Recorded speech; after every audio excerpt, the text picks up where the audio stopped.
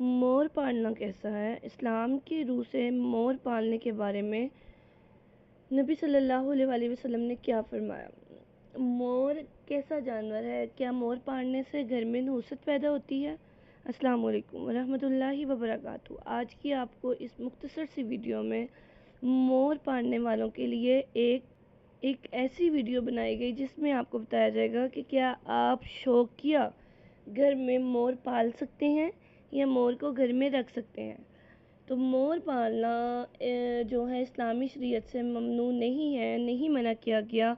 مور ایک حلال جانور ہے، جیسے کہ لوگ گھر میں مرغیاں اور بطخیں وغیرہ پالتے ہیں، اسی طریقے سے مور بھی پالے جا سکتے ہیں۔ یہ ایک حلال جانور ہے اور اس سے کسی قسم کی بھی نحوست نہیں پھیلتی۔ تو ناظرین، آپ مور پال سکتے ہیں۔ ہر وہ جانور، ہر وہ پرندہ جو کہ حلال ہے اس کو پالا جا سکتا ہے اور اس کو گھر میں رکھا جا سکتا ہے۔ امید کرتے ہیں آپ کو ہماری یہ شارٹ ویڈیو پسند آئی ہو۔ آتے ہیں نئی ویڈیو میں، تب تک کے لیے السلام علیکم ورحمۃ اللہ۔